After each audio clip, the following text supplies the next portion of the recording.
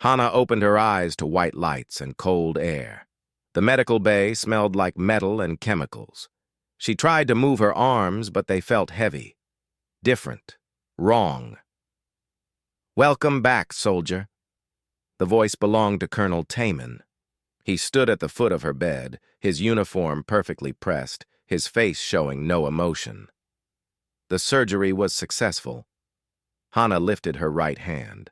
Silver metal covered her fingers, moving smoothly into her wrist. Under her skin, she could see thin lines of blue light pulsing, neural pathways, computer processors. She was not just human anymore. "What did you do to me?" Her voice came out rough, like she had not spoken in weeks. "We made you better." Taman walked closer. He held a tablet showing images of her body. Red sections marked where they had changed her: her arms, her legs, her spine, her brain. 40% of her body was now machine. "You are humanity's greatest weapon now, the Sentinel." Hana remembered why she was here. The memories came back like a flood. Her home colony, Priam 7, the attack, the Vexali warships appearing in the sky without warning, buildings burning, people screaming, her mother pushing her into an escape pod. The last thing she saw was fire consuming everything she loved. "The Vexali took everything from me," Hana said quietly. "And now, you will take everything from them." Taman swiped his tablet. A new image appeared. A face. The alien had smooth skin that glowed faintly purple, 4 arms, large eyes that looked almost human. "This is Princess Yuna. She is the daughter of the Vexali Empress. Intelligence reports say she will attend a peace summit at the Meridian Nexus in 2 weeks. You want me to kill her? I want you to end this war." Taman's eyes were cold. "The Vexali are stronger than us, faster, more advanced. They have been winning every battle for 3 years, but they have one weakness. They believe in honor, in rules, in diplomacy." He smiled, but it was not a kind smile. "We do not have such weaknesses." Hana sat up. Her body moved perfectly, better than before. She could feel the computer in her brain calculating distances, analyzing threats, preparing combat responses. It felt strange, powerful, terrifying. "When do I start training?" she asked. "You already have." Taman pointed to her head. "We uploaded 50 years of combat experience directly into your neural processor, close quarters combat, weapons mastery, infiltration techniques, alien anatomy, and weak points. Everything you need is already in there. Your body just needs to catch up to your mind." For the next 10 days, Hana trained. She learned to move with her new body. The metal limbs were stronger than her old ones. She could punch through steel walls, run faster than any human should. Her eyes could zoom in on targets a mile away. Her ears could hear whispered conversations through closed doors. But the strangest part was the computer in her brain. It was always there, always watching, always calculating. When she looked at a person, it showed her 12 ways to kill them. When she entered a room, it mapped all exits and hiding spots. When she held a weapon, it calculated perfect aim automatically. "Am I still human?" she asked one night. She was alone in her quarters, looking at her reflection. The girl who had lived on Priam 7 was gone. This new person looked like her, but the eyes were different, colder, harder. "You are what humanity needs you to be," her reflection seemed to answer. But it was just her own voice, uncertain and afraid. On the 11th day, Taman called her to the briefing room. Other officers sat around the table. They looked at her like she was a weapon, not a person. Maybe they were right. "The mission is simple," Taman explained. "You will pose as a human diplomat. We have prepared false credentials showing you as an aide to Ambassador Park. You will attend the peace summit.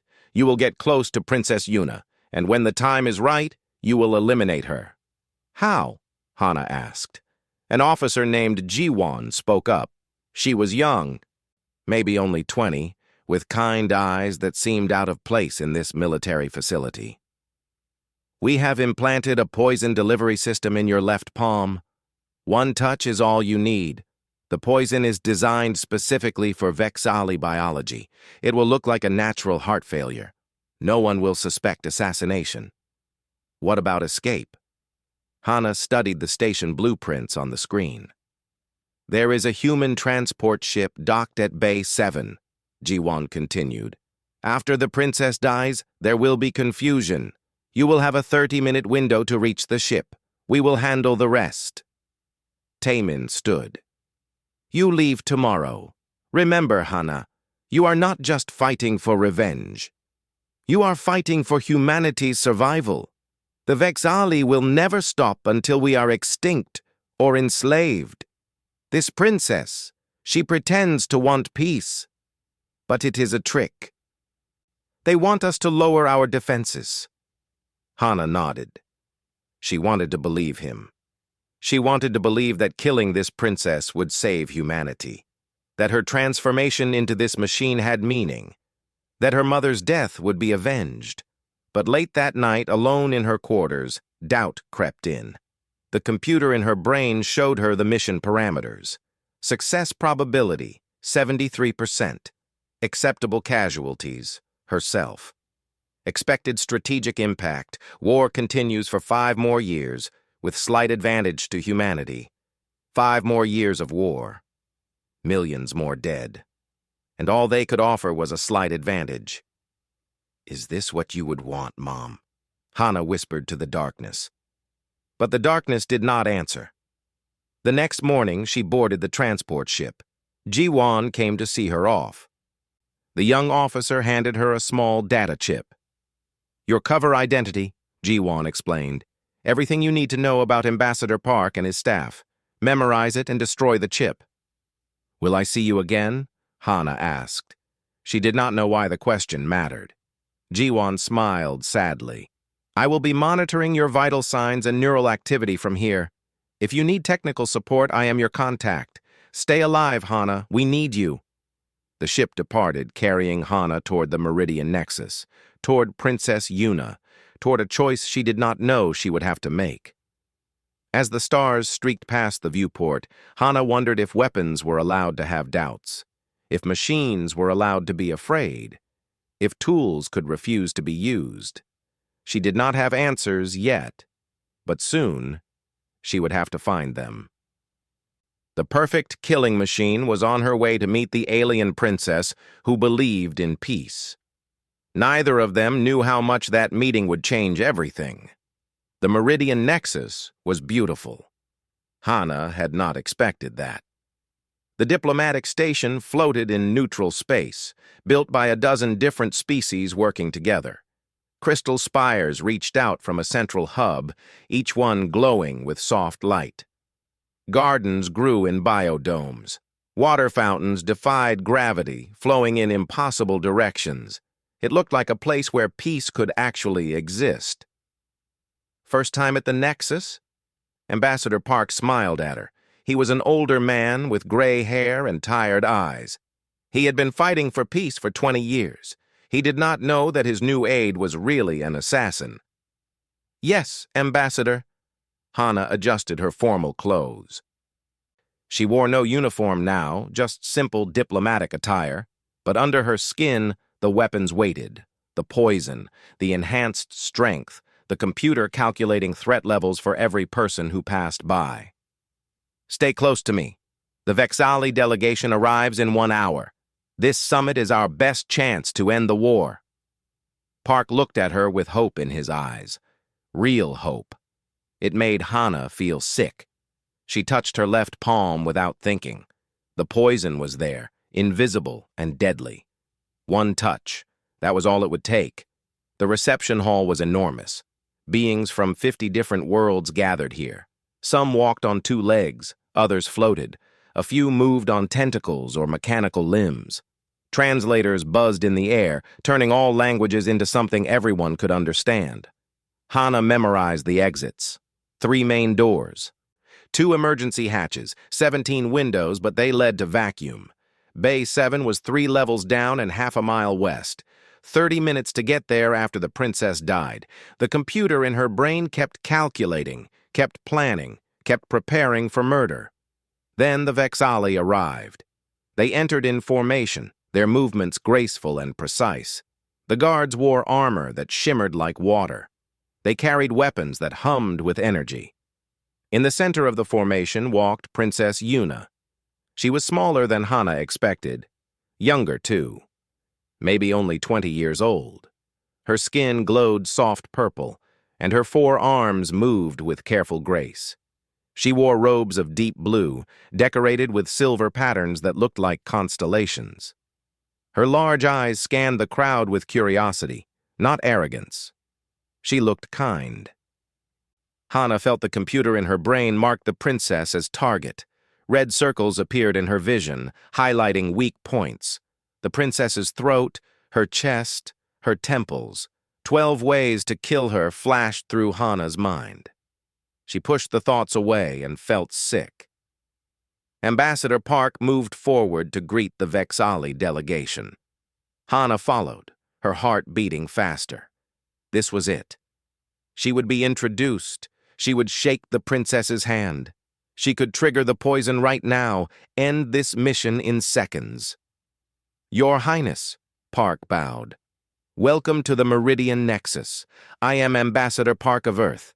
This is my aide, Hana. Princess Yuna turned to look at her. Those large eyes studied Hana with genuine interest. A pleasure to meet you, Hana. The princess extended one of her 4 hands. The translator made her voice sound musical. I have read much about humans. Your species fascinates me. Hana hesitated. Her left palm burned where the poison waited. One touch. End the war. Avenge her mother. Complete the mission. But something stopped her. Maybe it was the princess's smile. Maybe it was the way Yuna looked at her like she was a person, not an enemy. Hana shook with her right hand instead. The pleasure is mine, Your Highness, Hana said carefully. Behind the princess, a tall Vexali warrior watched the exchange. His armor was darker than the others, marked with symbols of rank. His eyes never left Hana. This is Captain Kyle, my personal guard, Yuna explained. He is very protective. Please do not take offense. None taken. Hana met Kyle's suspicious stare. Her computer analyzed him instantly. Threat level, extreme. Combat experience, extensive. Possibility of detection, 42% and rising. She needed to be more careful. The reception continued. Ambassadors gave speeches about peace and cooperation. Musicians played. Food from 100 worlds was served on floating platforms. Hana stayed close to Ambassador Park, playing her role perfectly, but Princess Yuna kept finding ways to talk to her. Tell me about Earth, the princess said during a quiet moment. What is it like? I have only seen pictures. Hana did not expect the question. Her cover story included false information about Earth, but she found herself wanting to tell the truth. It is beautiful, Hana said quietly. Blue oceans, green forests, cities that touch the sky. My home was on a colony world, Priam 7. It was smaller than Earth, but just as beautiful. She paused. Before your people destroyed it. She said it without anger, just stating a fact. But Yuna's expression changed. Pain crossed her face. I am sorry, the princess said, and she sounded like she meant it. I am truly sorry. This war should never have happened. My mother, the Empress, she wanted peace from the beginning. But the military commanders, they wanted expansion, power. They started the attacks without her permission. Hana stared at her. You are saying your own military betrayed you? Not just betrayed. They are planning a coup. Yuna looked around carefully, making sure no one else heard. My mother is dying. The doctors give her 6 months. When she dies, the generals will take control. They will never stop the war. They will burn every human world until your species is extinct. The princess's voice shook with emotion. That is why I am here. If I can make peace with humanity now, I can prove to my people that cooperation is possible. I can stop the coup before it happens. I can save both our peoples. Hana felt her certainty crumbling. This was not supposed to happen. The princess was supposed to be a monster, an enemy, a target, not a person trying to save lives. How do I know you are telling the truth? Hana asked. Yuna smiled sadly. You do not. You must choose to trust me, or choose to believe I am a liar. That is what peace requires, Hana. Trust, even when it is difficult. Captain Kale approached, interrupting their conversation. Your Highness, we must return to our quarters. Security protocols. Yuna nodded, but looked back at Hana. Will you meet me tomorrow, in the gardens? I would like to continue our conversation. Hana knew she should say no. Every moment with the princess made the mission harder. But she heard herself say, Yes, I will be there. As the Vexali delegation left, Ambassador Park put a hand on Hana's shoulder. Good work. You are building rapport with the princess. This could help the peace talks. If only he knew the truth. That night, alone in her assigned quarters, Hana could not sleep. She kept seeing the princess's face, hearing her words. My mother is dying. The generals will never stop the war. I can save both our peoples. Hana's communication device buzzed. A message from Ji-won appeared on the screen. Status report. Why did you not complete the mission? The princess was vulnerable. You had multiple opportunities. Hana typed back. Gathering intelligence? Need to confirm she is alone before acting. It was a lie. She was stalling. But why? Another message appeared. Colonel Taman is monitoring your vital signs. He noticed elevated stress levels. Is there a problem? No problem, Hana typed. Mission proceeding as planned. She deleted the conversation and stared at her left palm. The poison was still there, waiting. One touch. That was all it would take. But for the first time since her transformation, Hana wondered if becoming a weapon meant she had lost the ability to choose. Tomorrow she would meet the princess in the gardens. Tomorrow she would have to decide what kind of person she wanted to be.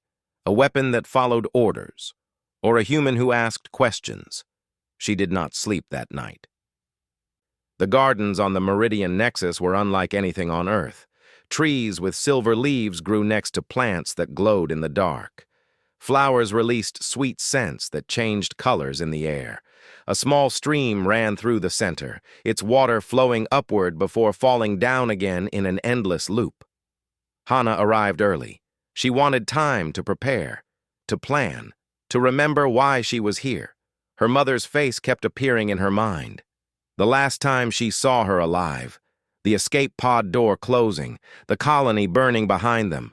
Someone had to pay for that. Someone had to be held responsible.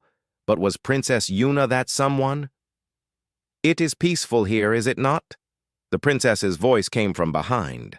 Hana had not heard her approach. That should have been impossible with her enhanced hearing. She was getting distracted. Sloppy. Dangerous. Yes, Your Highness. Hana turned and bowed slightly. Please, just call me Yuna.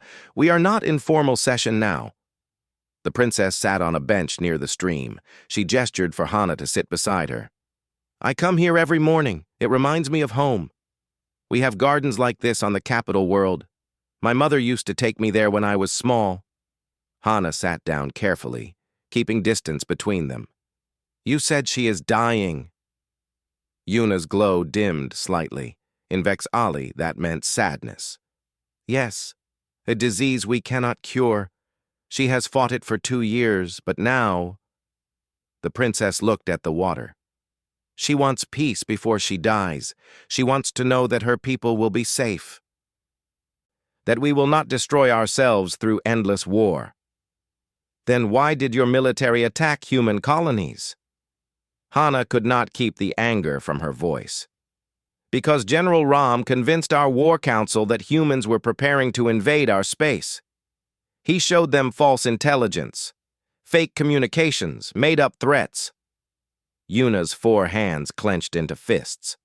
By the time my mother discovered the truth, the war had already begun, and stopping a war is much harder than starting one.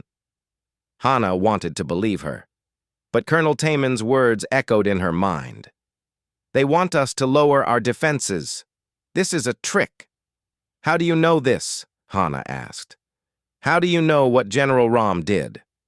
Because I found the real intelligence reports, the ones he hid. Yuna reached into her robes and pulled out a small data device. Everything is here. Communications between Rom and the War Council, financial records showing he profits from military contracts, plans for the coup after my mother dies. She held it out to Hana. I brought this to show your ambassadors. Proof that not all Vexali want this war. Hana stared at the device. If what Yuna said was true, then everything changed. The princess was not the enemy. She was trying to stop the real enemy. But it could still be a trick, an elaborate lie to make humans weak. Why are you showing me this? Hana asked. I am just an aide. I have no authority. Yuna smiled. Because you are not just an aide. I can see it in your eyes. You have suffered. You have lost people you love. You understand what this war costs. The princess leaned closer. And because I think you are deciding whether to trust me, I want to make that decision easier. Hana's computer brain screamed warnings. The princess was too close. This was the perfect moment. One touch with her left hand. The poison would work in seconds. Mission complete. Her hand moved before she could think, but not her left hand. Her right hand reached out and took the data device. I will look at this information, Hana said quietly, but I cannot promise anything. That is all I ask. Yuna stood. Come, walk with me. Tell me about your life before the war. I want to understand humans better. They walked through the gardens together. Hana found herself talking about things she had not spoken about in years, her childhood on Priam 7, her mother who taught biology at the university, her younger brother who loved to build things. The way the sunset looked through the red dust in the sky. Yuna listened with complete attention, asking questions that showed she truly cared about the answers. We are not so different, humans and Vexali, the princess said after a while. We both love our families. We both fear death. We both want our children to grow up in a better world. She looked at Hana. Why do you think our species are trying to kill each other? Because someone profits from it, Hana said. The words came out before she could stop them. Someone on both sides wants the war to continue. Yuna stopped walking. She stared at Hana with surprise and respect. You see clearly. Most people cannot accept that truth. They need their enemies to be monsters. It makes killing easier.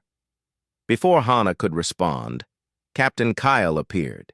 His expression was urgent. Your Highness, we must return to your quarters immediately. Security has detected a threat. What kind of threat? Yuna asked. Unknown, but we are taking no chances. Kyle looked at Hana with suspicion. The human must leave. Yuna touched Kale's arm gently. Hana is not a threat. I trust her. Those words hit Hana like a physical blow. I trust her. The princess trusted her, and Hana was here to kill her. Please go, Yuna said to Hana. We will talk again tomorrow. I enjoyed our conversation. Hana bowed and left quickly. As she walked back to her quarters, her hands shook. She looked at the data device Yuna had given her. Part of her wanted to throw it away. Completing the mission was easier if she did not know the truth, but she had never been good at taking the easy path. In her quarters, Hana locked the door and connected the data device to her neural processor. Information flooded her brain. Financial records, secret communications, battle plans. Everything Yuna had said was true. General Rom had started the war on purpose. He was planning to seize control of the Vexali Empire, and he was working with someone on the human side. Hana dug deeper into the files. Then she found it. Communications between General Rom and Colonel Taman. Her hands stopped shaking. They went completely still. Colonel Taman was the traitor. He had worked with the Vexali military to start the war, and now he was using Hana to kill the one person who could end it. The Sentinel program was not about saving humanity. It was about keeping the war going, about keeping the profits flowing, about maintaining power. Hana had been played, used, turned into a weapon against the wrong target. Her communication device buzzed. A message from Ji-won. Colonel Taman demands an update. He says you have been with the princess multiple times. Why is she still alive? Hana stared at the message. She could tell Ji-won the truth. But Ji-won worked for Taman. She could not be trusted. Tomorrow, Hana typed back. I will complete the mission tomorrow. The princess has invited me to her private quarters. Perfect opportunity. It was a lie. But Hana was getting good at lying now. Another message appeared. Your neural activity shows increased stress. Your programming might be compromised. Colonel Taman wants to activate your safety protocols. Safety protocols. That meant the kill switch, the device in her brain that could stop her heart if she disobeyed orders. No compromise, Hana typed quickly. Just mission focus. We'll report after completion.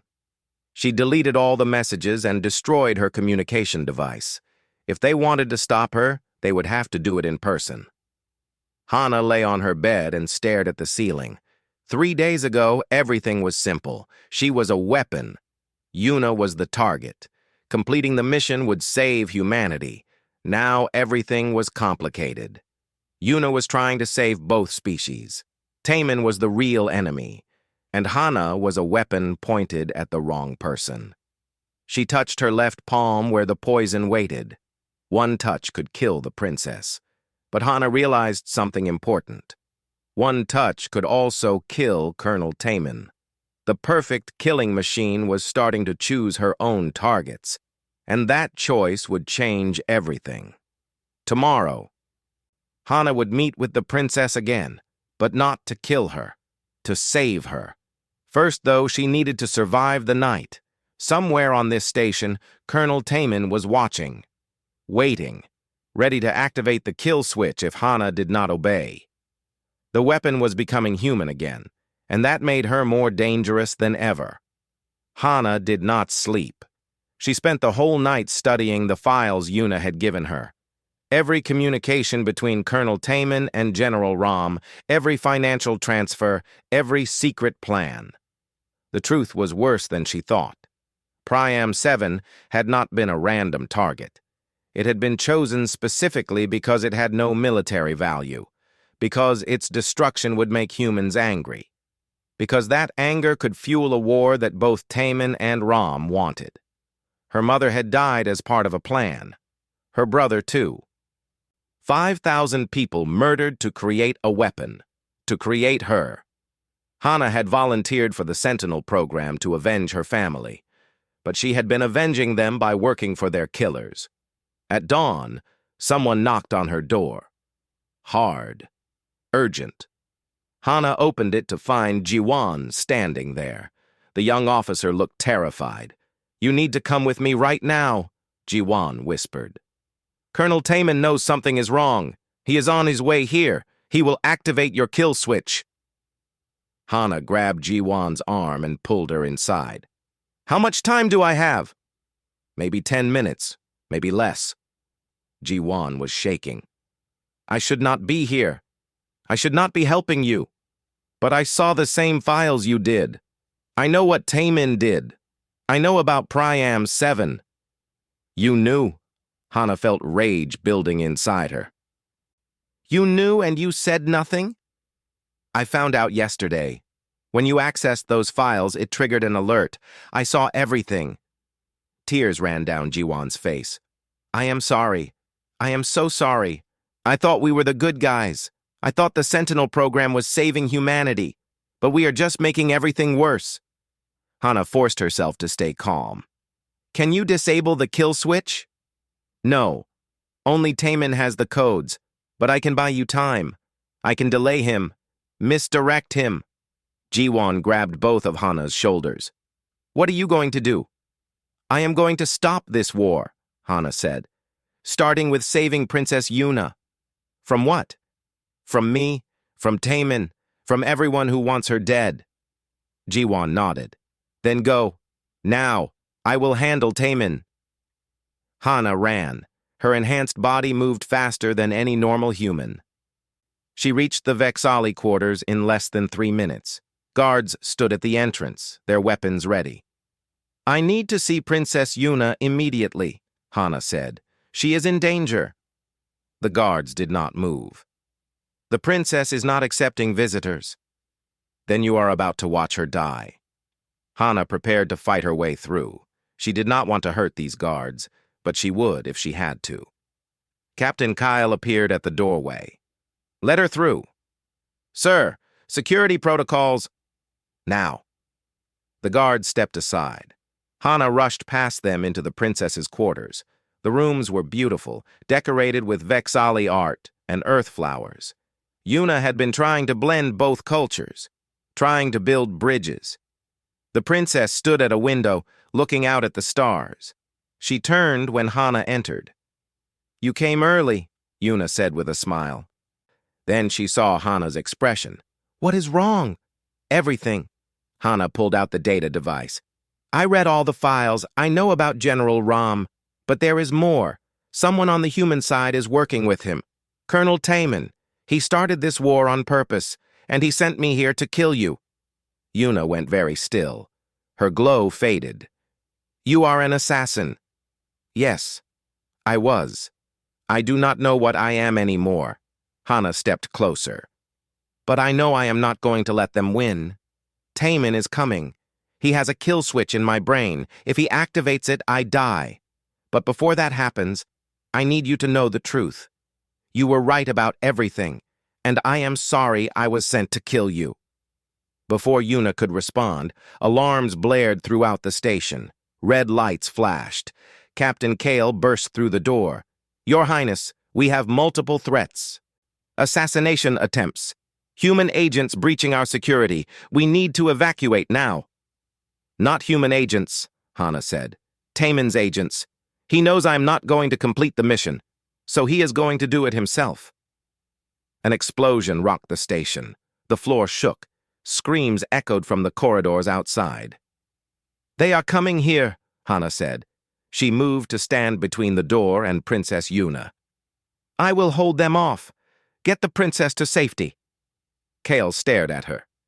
Why should I trust you? Because I am choosing to be human again, and humans protect the people they care about. More explosions. Closer now. The door shattered inward. 6 figures in black armor stormed through. Human special forces, trained killers. They carried weapons designed to kill both humans and Vexali. Hana moved before they could fire. Her enhanced body was faster than their reflexes.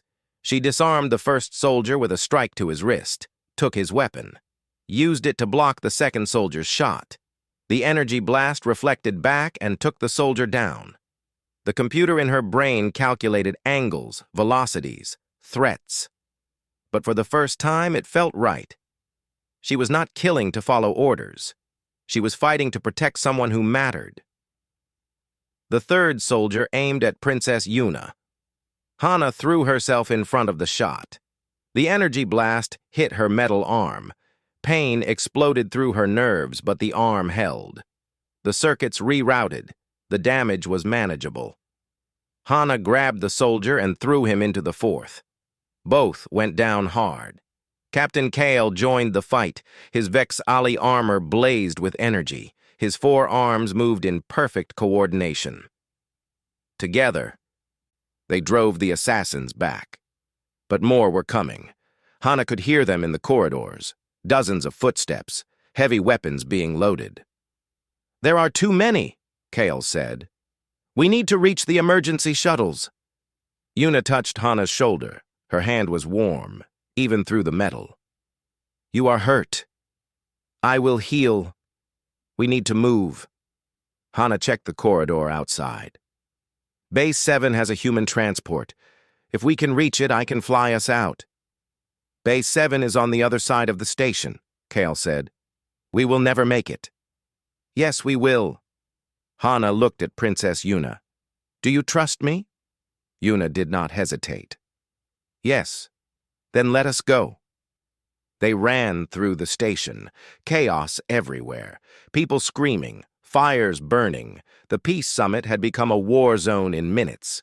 Taemin's voice boomed over the station speakers. Attention all personnel. The Vex-Ali have betrayed us. They attacked first. All human forces are authorized to use lethal force. Repeat, this is not a drill. The Vex-Ali have declared war. He is lying, Yuna whispered. I know. Hana kept moving, clearing their path. She took down anyone who threatened them, human or Vex-Ali. It did not matter anymore. She was not fighting for a side. She was fighting for the truth. They reached Bay 7. The transport ship was there, exactly where Jiwan said it would be. But so was Colonel Taemin. He stood at the boarding ramp, flanked by a dozen soldiers. He held a small device in his hand, the kill switch. Hello, Hana, Taemin said calmly. I am disappointed in you. You had one job, one simple mission, and you failed. You murdered my family, Hana said. Her voice was ice. You destroyed Priam 7. You started this whole war. I did what was necessary. Humanity was weak, divided. We needed purpose. We needed an enemy. The Vex-Ali were perfect. Taemin smiled. And you, Hana. You were perfect too. A broken girl who wanted revenge. Easy to manipulate, easy to control. Not anymore. No. Taemin held up the kill switch. I press this button and you die. Your heart stops. Your brain shuts down. You become just another failed experiment. He paused. But I will give you one chance. Kill the princess right now, and I will let you live. Hana looked at Princess Yuna. The princess looked back. 4 eyes met 2. In that moment, Hana made her choice. She stepped in front of Yuna. Then press the button, Hana said, because I am not your weapon anymore. Taemin's smile faded. So be it. He pressed the button. Pain exploded in Hana's brain. Her neural processor went haywire. Her heart stuttered. She fell to her knees. But she did not die. Instead, something else happened. The computer in her brain, the one that had controlled her for so long, suddenly burned away. The circuits melted. The programming erased itself. Hana screamed. It felt like her head was splitting open. When it was over, she was still alive, still breathing, but different. The computer was gone. The constant calculations, the threat assessments, the combat predictions, all gone. She was just human again, mostly human anyway. Impossible, Taemin whispered. You should be dead. Hana stood up slowly. Her body was weaker now without the computer to enhance it. But she was free. Truly free for the first time since the surgery. You made me into a weapon, Hana said. But you forgot something. Weapons do not care who they kill, but humans choose. She moved forward. Taemin's soldiers raised their weapons, but Captain Kale was faster. His Vex-Ali energy shield expanded, protecting all of them. Return fire took down 2 soldiers. In the chaos, Hana reached Taemin. Her left hand, the one with the poison, grabbed his arm. This was for the princess, Hana said quietly. Now it is for my mother. She pressed her palm against Taemin's skin. The poison worked fast. Taemin's eyes went wide. He tried to speak, but could not. In seconds, he collapsed. Hana felt nothing, no satisfaction, no revenge, just emptiness. Get on the ship, she told Yuna and Kyle. We are leaving. As they boarded, Jiwan appeared, running toward them. Wait! Take me with you! Why should we? Captain Kale demanded. Because I helped Hana. Because I know where all of Taemin's files are stored. Because I want to fix what I helped break. Ji-won looked at Hana. Please. Hana nodded. Get on board. The ship lifted off just as more soldiers arrived. Energy blasts hit the hull, but the shields held. They flew away from the Meridian Nexus, leaving behind the burning station and broken dreams of peace. What now? Yuna asked.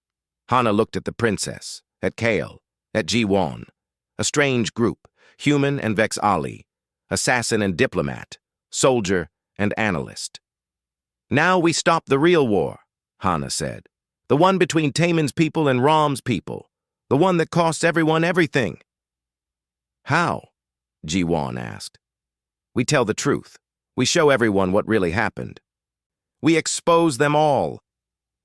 It was a crazy plan. Impossible, probably. But Hana had stopped being a weapon. She had started being human again, and humans did not give up. The stolen ship drifted in dark space, far from any colonies or stations. Hana sat in the pilot's chair, staring at the empty void outside. Her head still hurt from when the neural processor burned out. She felt slower now, weaker, more human. She was not sure if that was good or bad. Your vital signs are stabilizing, Ji-won said from the medical station.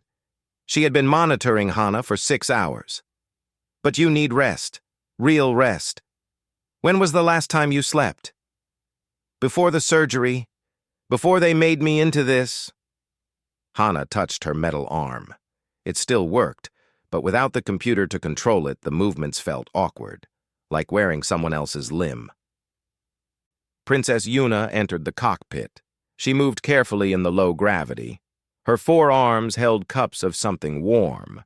She offered one to Hana. It is a Vex-Ali drink, for healing. It might help with the pain. Hana took the cup. The liquid was purple and smelled like flowers. She drank. It tasted strange, but soothing. Thank you. Yuna sat in the co-pilot's chair. For a moment, they just sat together in silence. 2 people from different worlds who should have been enemies. You saved my life, Yuna said quietly, even knowing it would cost you everything. Why? Because killing you would not bring my mother back. It would not save humanity. It would just make everything worse. Hana set down the cup. Colonel Taemin wanted me to be a weapon, a thing without choices. But I chose to be something else. What will you do now? I do not know.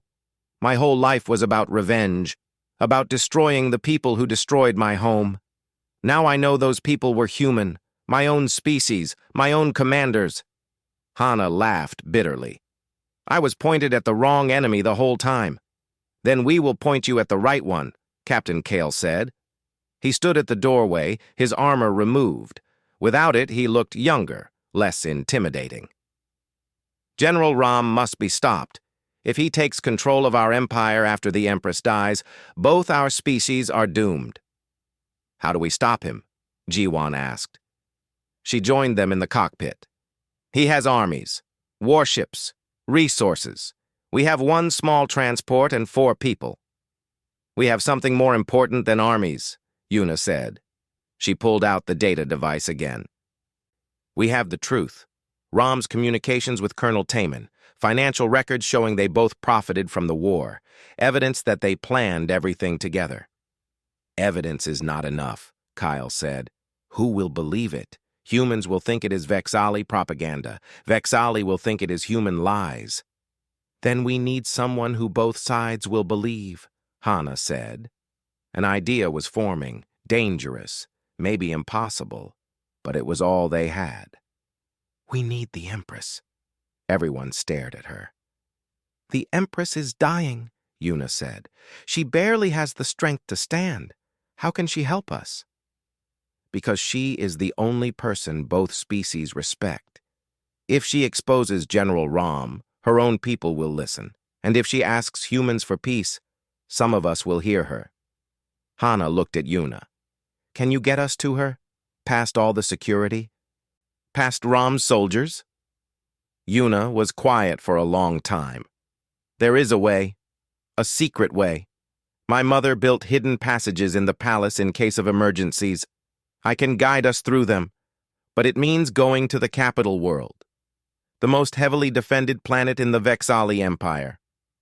So we will be walking into the heart of enemy territory, Jiwan said. That is suicide. Yes, Hana agreed. It probably is, but I have been dead before. When they turned me into a weapon, they killed who I used to be. If I die again, at least this time it will be for something that matters. She looked at each of them.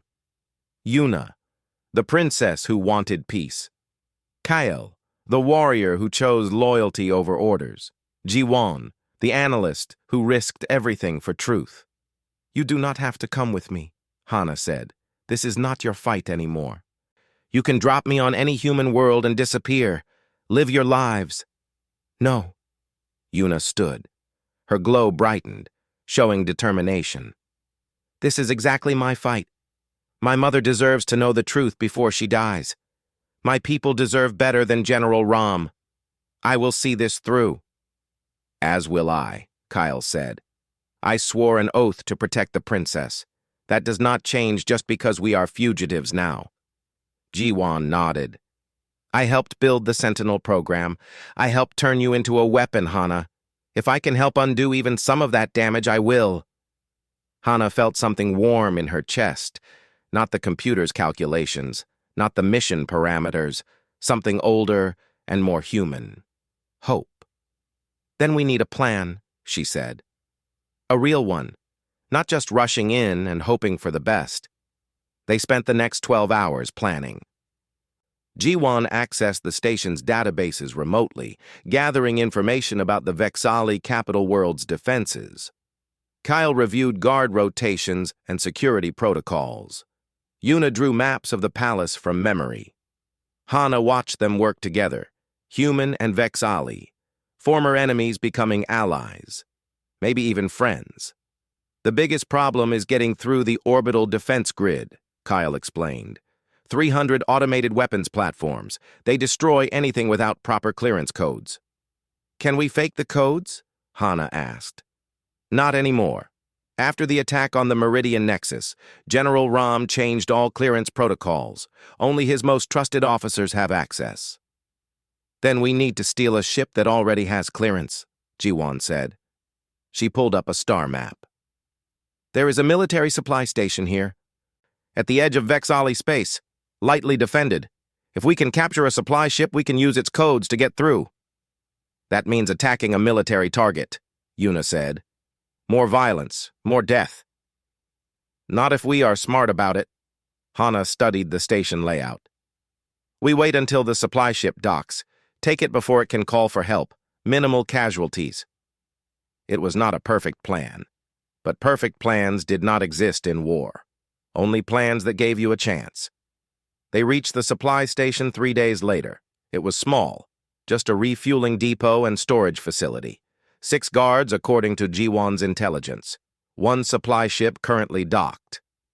Remember, we want prisoners, not bodies, Hana said as they approached. These soldiers are just doing their jobs. They are not our real enemies. The attack was fast and clean. Hana's enhanced body was still faster than normal, even without the computer. She took down 3 guards in seconds, using non-lethal strikes. Kyle handled the others. Yuna and Jiwon secured the ship. Within minutes, they had control. No one was killed. The guards were tied up and locked in a storage room with food and water. They would be found within a day. Clear conscience, maybe, Jiwan said. But Ram will know we are coming now. Good, Hana replied. Let him know. Let him worry. The supply ship was old but functional. More importantly, its clearance codes were valid. They flew toward the capital world, hiding among the normal traffic. As they approached, Hana saw her first Vexali world. It was beautiful. Purple oceans, green and blue land masses, cities that glowed even from space. Not so different from Earth, really. My home, Yuna whispered. She pressed one hand against the viewport. I have not seen it in 2 months. I thought I might never see it again. The orbital defenses scanned them. Tense seconds passed. Then the clearance came through. They were permitted to land. First impossible thing accomplished, Jiwan said. Only about 50 more to go.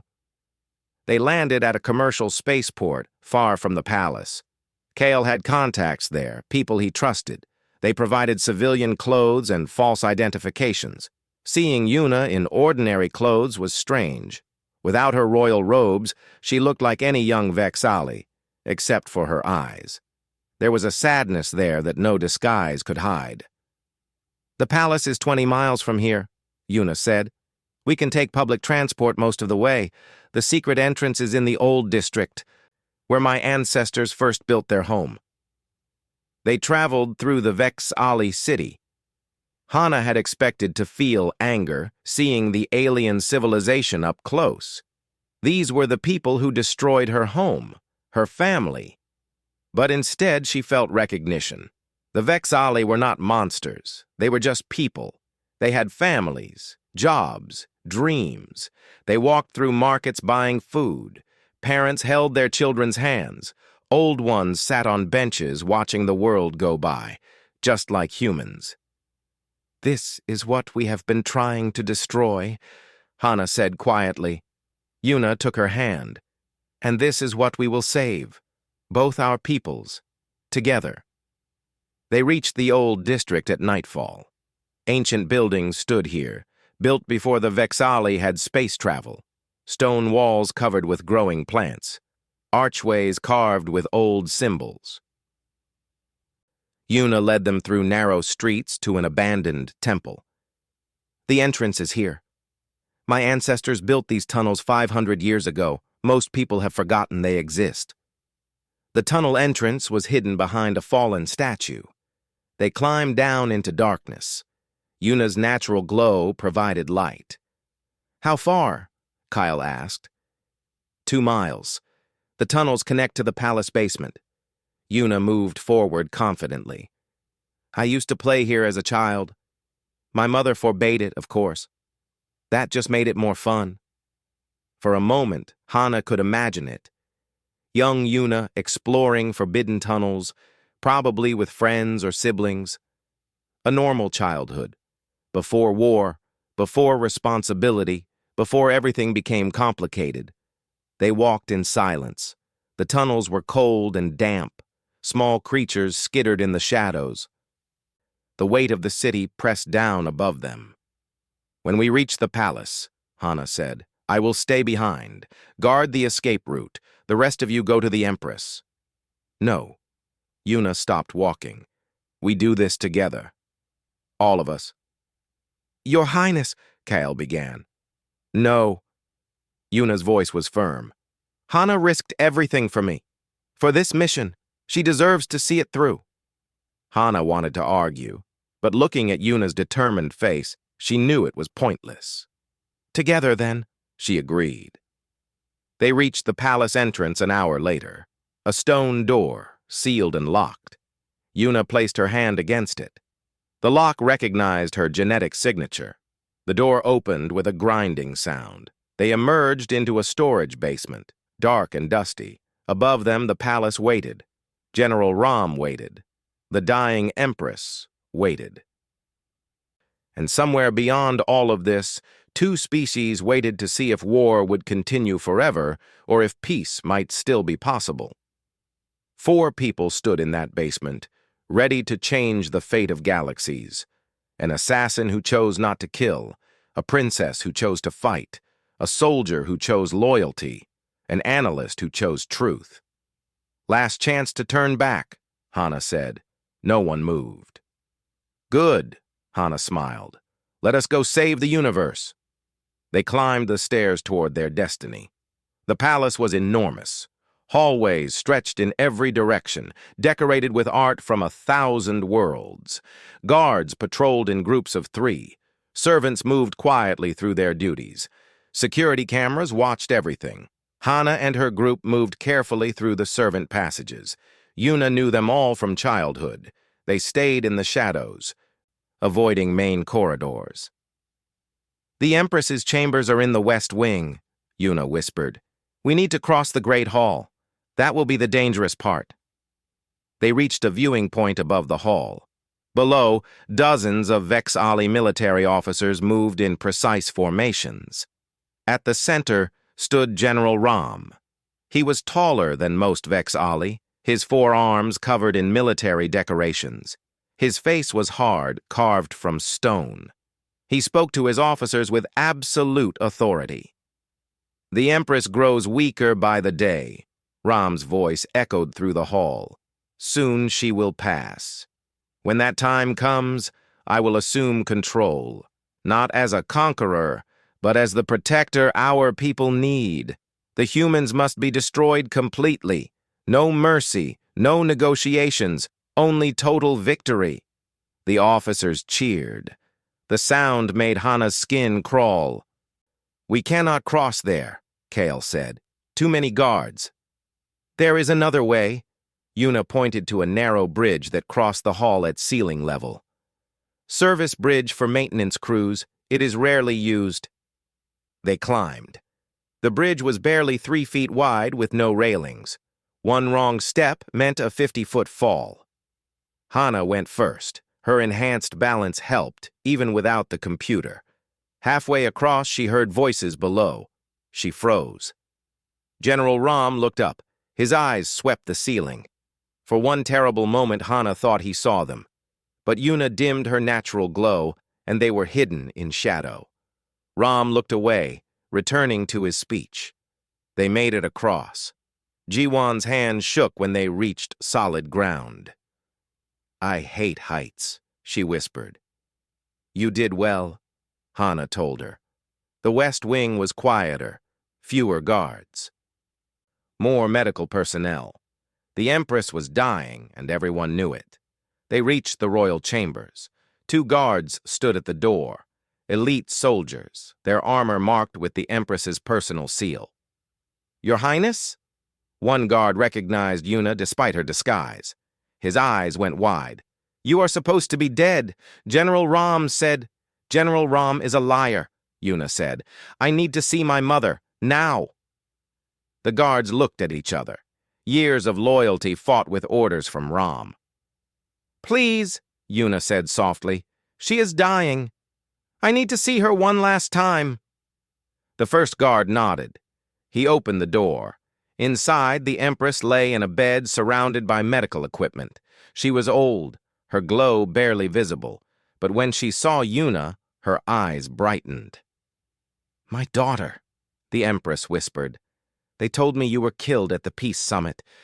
I thought I had failed you. Yuna rushed to her mother's side, taking her hand. I am alive, Mother, but there are things you need to know. Terrible things. Tell me. Yuna explained everything. The conspiracy between Ram and Taemin, the manufactured war, the assassination attempts. Hana and Jiwan added details. Kale confirmed what he had witnessed. The Empress listened in silence.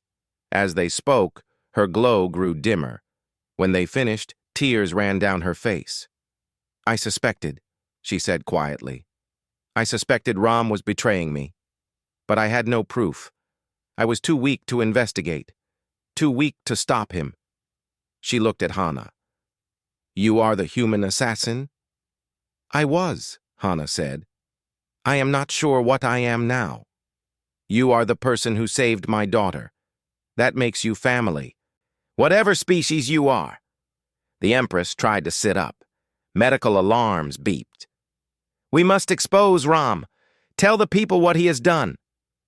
That is why we are here, Yuna said. But we need your help, your voice. You are the only one both species will believe. The Empress nodded weakly. There is a communications array in my chambers, used for emergency broadcasts. It reaches every Vex-Ali world, and the human territories too, if we use the right frequencies. Jiwan moved to the array immediately. I can configure this. Give me 5 minutes. But they did not have 5 minutes. Alarms erupted throughout the palace. Red lights flashed. The door exploded inward. Soldiers poured into the room. Behind them walked General Ram. So, Ram said calmly, The dead princess returns with human allies. How disappointing, Yuna. I expected better from royal blood. You are the disappointment, the Empress said. Her voice was weak but filled with fury. You betrayed everything we stand for: honor, peace, the future of our people. I saved our people, Ram replied. You were leading us to weakness, to extinction. I did what was necessary. You started a war for profit, Yuna shouted. How many died so you could line your pockets? Ram shrugged. Numbers on a report. The war made us strong, united us. Without an enemy, we were nothing. You are under arrest, the Empress declared. Guards, take him into custody. The guards did not move. They looked at Ram, not the Empress. You have no authority here anymore, old one, Ram said. The guards follow strength, and you have none left. He turned to Hana. As for you, failed weapon. You should have died when Taemin pressed that button. Consider this a mercy. He raised his weapon. Hana moved. Even without the computer, her enhanced body was faster. She tackled Yuna aside as the energy blast hit the wall. Kyle engaged Ram's soldiers. His 4 arms moved in deadly patterns. But there were too many. They pushed him back. Jiwon frantically worked on the communications array. Almost there, she shouted. Just need 30 more seconds. Hana looked at Yuna, at the Empress, at Jiwon desperately trying to complete her task, at Kale fighting impossible odds. She made her choice. Get to the tunnels, Hana told Yuna. All of you. I will hold them here. No, Yuna began. Go. Hana grabbed a fallen soldier's weapon. This is not your fight anymore. Tell the universe what happened here. Make sure the truth gets out. Hana, please. Hana looked at the princess, at her friend. Let me do this one good thing. Let me choose how my story ends. Yuna's eyes filled with tears, but she nodded. She helped her mother stand. Kale covered their retreat. Jiwon grabbed the data device with all the evidence. They ran for the secret passage. Hana turned to face General Ram and his soldiers. 20 of them, maybe more. All trained warriors, all armed. Without the computer, she could not calculate her odds of survival, but she did not need to. She already knew. 0. You are a fool, Ram said, dying for aliens, for the enemy. You are wrong, Hana replied. They were never the enemy. You were. She opened fire. The battle was brutal. Hana used every skill the Sentinel program had given her. She moved like water. Impossible to predict. She used the furniture as cover, the medical equipment as weapons. She was faster than they expected, more aggressive, more desperate. She took down 5 soldiers before they adapted, then 10. But there were always more. A blast hit her metal arm. Circuits sparked. Pain shot through her shoulder. Another blast caught her leg. She stumbled, rolled, came up firing. She could hear Jiwon in her earpiece. We are in the tunnels. Hana, please tell me you are coming. Keep going, Hana said. Do not wait for me. Hana? Hana destroyed her earpiece before Jiwon could argue. General Ram stepped forward. He moved with confidence, certain of his victory. You fought well, human. Better than I expected, but this is over. Not yet. Hana charged him. They collided, 4 arms against 2. Alien strength against human enhancement. Ram was stronger, bigger, more experienced, but Hana had something he did not. Purpose. She fought with everything she had left, not for revenge anymore, not for orders, but for the people she cared about. For Yuna, who showed her that enemies could become friends. For Jiwon, who chose truth over safety. For Kale, who proved loyalty was more than following commands. For the Empress, who wanted peace even while dying. For her mother, who pushed her into an escape pod and saved her life. Hana's metal fist caught Ram in the chest. He staggered back. She pressed the advantage. Her left palm, the one with the poison, reached for his face. But Ram was faster. He grabbed her wrist, twisted. Hana felt bones break. She fell. Rom stood over her, weapon aimed at her head. Any last words? Failed weapon? Hana smiled. Blood ran from her mouth. Check your communications array. Rom frowned. He looked at the equipment. The red recording light was on. Everything that happened in this room had been broadcast. Every word, every action, the Empress's accusations, Rom's confession, the evidence of his betrayal. Jiwan had completed her task before running. No, Rom whispered. His face went pale. No. He fired at the array, destroying it. But too late. The signal was already out, already reaching every Vexali world, every human colony. The truth was free. Rom turned back to Hana, rage in his eyes. You destroyed everything. No, Hana said. I saved everything. He fired. Pain. Darkness. Then nothing. Hana's last thought was of Yuna's smile. She died knowing she had made the right choice. But death was not the end. Somewhere in the palace, medical staff loyal to the Empress worked frantically. They had been watching the broadcast. They knew what happened. They found Hana's body before it was too late. She is human, but her enhancements are Sentinel program, the lead doctor said. We have studied these systems. We can save her, but she will be different. Do it, a voice commanded. Princess Yuna stood there, her mother beside her, both looking determined. Save her, whatever it costs. In the tunnels below, in the operating rooms above, in the streets of the capital where citizens watched the broadcast in shock, everything changed. General Rom tried to flee. His own guards arrested him. The truth was out, the conspiracy exposed. Both Vexali and human governments faced massive protests. But in a quiet medical bay, Hana's heart started beating again. She had died a weapon. She would wake as something new, something better, something human. Hana woke to soft light and quiet sounds. Medical equipment beeped steadily. Voices murmured nearby. She tried to move, but her body felt strange, heavy, different again. Easy, a familiar voice said. Yuna appeared beside her, all four hands gently pressing Hana back down. You have been in surgery for 6 days. Your body needs time to heal. I died, Hana whispered. Her throat was dry. You did, for 4 minutes. Yuna held a cup of water to Hana's lips. But our doctors brought you back. They repaired the damage, removed most of your old military enhancements and replaced them with medical-grade systems. You are still part machine, but now those machines work for you, not against you. Hana looked at her arms.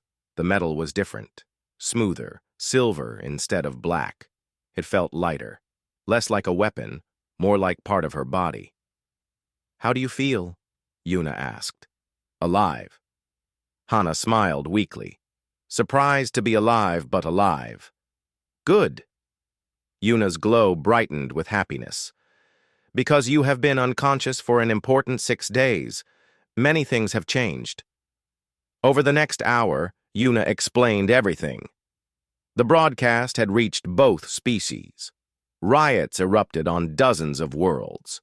On the Vexali capital, citizens demanded General Rom be tried for treason. He was arrested, along with 43 other officers who had worked with him.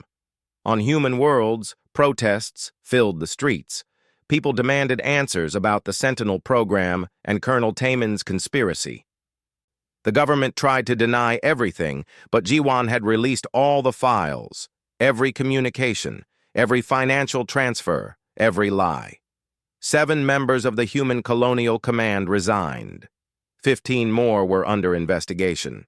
The Sentinel program was shut down. Other soldiers like Hana, if they existed, were being located and helped. The war is not over, Yuna said carefully, but the fighting has stopped.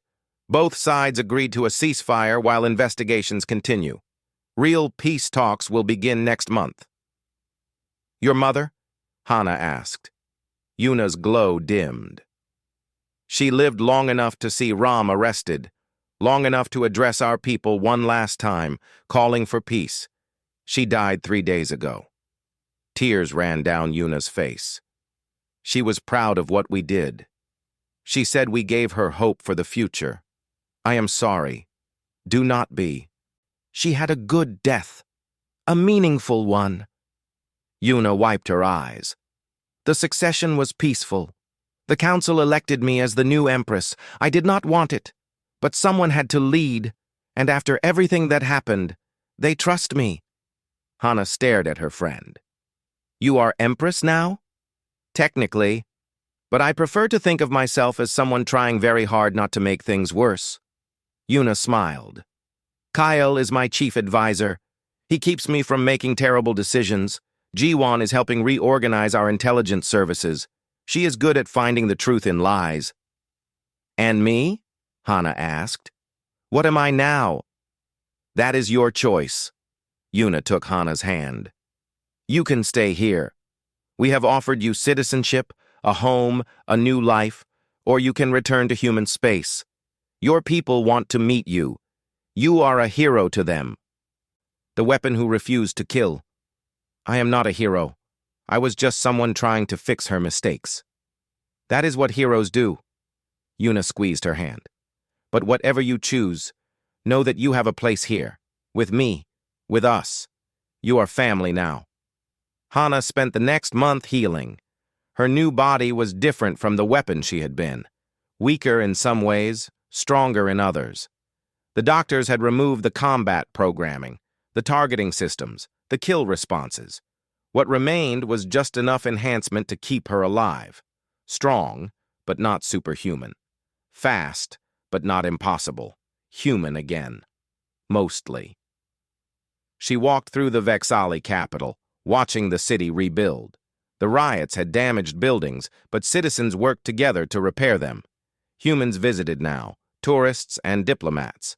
The two species mixed in markets and restaurants. It was not perfect. There were still fights, still anger, still distrust. But it was a start. One day, Hana visited the memorial. They had built it in the palace gardens, a wall listing every person who died in the war. Human and Vexali names together. Thousands of them. She found her mother's name, her brother's, her neighbors and friends from Priam 7. I am sorry I could not save you, Hana whispered to the names. But I tried to make your deaths mean something. I tried to stop the people who killed you. I hope that is enough.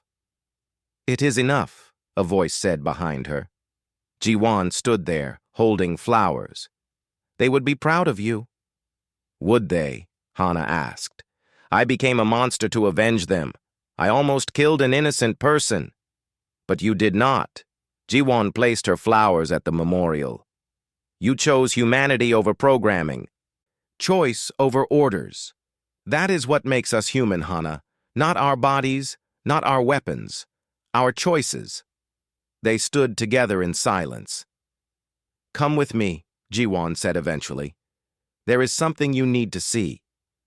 She led Hana to a research facility on the edge of the city. Inside, scientists worked with equipment from both species, human and Vexali together, sharing knowledge. This is the new Joint Research Center, Jiwon explained. We are working on medicine, technology, science, combining what both species know to help everyone. She smiled. I am the director. Yuna appointed me last week. You deserve it. Maybe, but I did not bring you here to brag. Jiwon led her to a secured room. Inside were medical pods. Empty now, but Hana recognized the design. Sentinel program technology. We found 12 other subjects. People like you. Some were awake. Some were still in development. We shut it all down, but now we face a question. What do we do with them? Hana looked at the pods. 12 people who had been turned into weapons.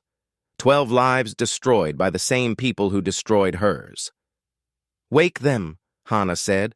Help them. Give them the same choice you gave me. Let them decide who they want to be. I was hoping you would say that. Jiwon handed her a data pad. Because I want you to lead the program, Help them adjust. Show them that being human is a choice, not a prison. Hana stared at the pad. A new purpose. A new mission. Not destroying, but building. Not killing, but healing. Yes, she said, I will do it. The next 6 months were busy. Hana helped wake and rehabilitate the other Sentinel subjects. Each one was different. Some adapted quickly, others struggled, but all of them were grateful to be free. She also traveled to human worlds, telling her story, to Vexali colonies, building bridges. She became a symbol, though she did not want to be. The weapon who chose peace, the killer who refused to kill. But her favorite place was still the palace gardens, talking with Yuna. The young empress was doing well, better than anyone expected. She had negotiated real peace terms, opened trade routes, created exchange programs where human students learned on Vexali worlds and vice versa. The war is officially over, Yuna announced one evening. They sat by the stream, watching the water flow upward. Both governments signed the treaty this morning. Full peace. No more fighting. We did it, Hana said quietly. You did it. Yuna looked at her. You saved my life, exposed the conspiracy, changed everything. None of this would have happened without you. I was just trying to stop making mistakes. Maybe, but your mistakes led you to the right place. Yuna smiled. Stay here, Hana. Please, be my advisor, my friend, my sister. Help me build this peace into something permanent. Hana thought about it. She could return to human space, live a quiet life, try to forget. But that was running away, and she was done running. Yes, Hana said. I will stay. They sat together as the sun set, painting the sky in colors that existed on both their worlds. Purple and orange, blue and gold, beautiful together. A year later, Hana stood in a new building, the Unity Center, they called it, a place where both species worked together on projects that helped everyone, schools, hospitals, research facilities. Today was the opening ceremony. Empress Yuna gave the speech. She talked about the past, the mistakes, the deaths, the war, but she also talked about the future, the possibilities, the hope. We cannot change what happened, Yuna said to the crowd. Thousands of humans and Vexali listened. But we can choose what happens next. We can choose cooperation over conflict, understanding over hatred, peace over war. The crowd cheered, not everyone. There were still those who wanted the war to continue, still those who saw the other species as enemies, but they were fewer now, quieter. After the speech, Hana walked through the center. She saw human children playing with Vexali children, scientists from both species collaborating, artists creating new works that blended both cultures. She thought about Colonel Taman, about what he had said when he activated the kill switch. You are my weapon. But he was wrong. She had never been his weapon. She had been a person who was hurt, confused, and pointed at the wrong target. And when she realized the truth, she made a choice. Not to destroy, to protect, not to follow orders, to ask questions, not to be a weapon, to be human. Kyle found her standing alone. The warrior had become one of her closest friends. Thinking deep thoughts? Just remembering where I came from, what I was. And what are you now? Hana smiled. I am Hana, not a weapon, not a tool, not a failed experiment, just a person trying to make the universe a little better. That is the best thing any of us can be, Kale said. That night, Hana returned to her quarters in the palace. They were simple but comfortable. Home. She had photographs now, pictures of her new family, Yuna laughing at something Jiwon said, Kyle training the new integrated military units, the 12 former Sentinel subjects at their graduation ceremony. Her mother's picture sat on the desk. Hana picked it up. "I found a different way to honor you," she said to the photograph. "Not through revenge, through building, through choosing to be better. I hope you would be proud." The picture did not answer, but Hana felt at peace. She had been modified to be the perfect killing machine, but the alien princess did not know that. And in that ignorance, in that moment of trust, everything changed. Hana learned that perfection was not about being the best weapon. It was about making the right choice. She chose peace over war, understanding over hatred, life over death. In the end, that was the most human thing she could do. The perfect weapon had found her true purpose, not destroying enemies but building bridges, and the universe was better for it.